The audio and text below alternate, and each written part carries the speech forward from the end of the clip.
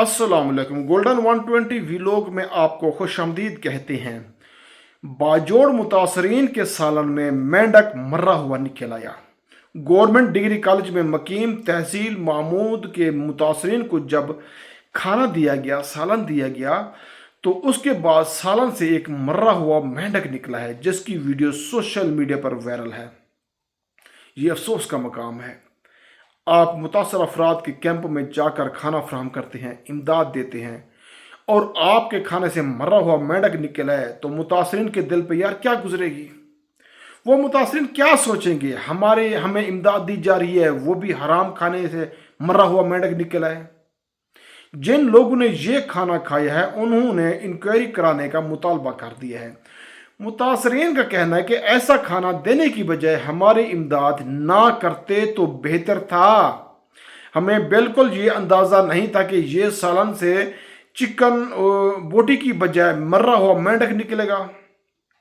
और उस खाने के बाद 3 लोगों की हालत भी ख़राब हो गई है, गैर हो गई है, उनको अस्पताल जाना पड़ा और उसके बाद उस खाने को तलफ कर दिया गया है। काफ़ी मुतासरीन कोई कैंपों में मौजूद है, कोई किधर है, कोई कहाँ है। इस वाक़े के बाद डीसी बाजोड़ की हिदायत पर उन लोगों को गिरफ्तार कर लिया गया है जो लोग मेंढक वाला खाना मुतासरीन को फराहम किया था। उस पर इंतज़ामिया का कहना है कि मुतासरीन के खाने की मिकदार और म्यार की निगरानी के लिए मॉनिटरिंग टीम बना दी गई है और दूसरा वाक़या की इंक्वायरी भी हो रही है।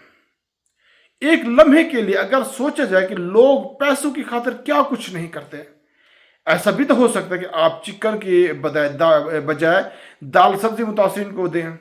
जो मुतासरीन हैं उन्होंने कब कहा कि आप हमें चिकन दें? मुझे ये समझ नहीं आ रही, उनका ज़मीर मुर्दा हो चुका है या जानबूझकर मेंढक वाला सालन दिया गया था, या ये भी हो सकता है कि उनको पता ही ना चला हो जो पानी डाला गया था उसके अंदर मेंढक हो। ये सब तो तब पता चलेगा जब इंक्वायरी मुकम्मल होगी। अब ये फिक्र करने की बात है कि अगर वो 3 लोग हो सकते हैं उनकी हालत इस वक्त क्या है। डॉक्टर से अभी तक कोई मुस्बत या मनफी इंफॉर्मेशन नहीं आई।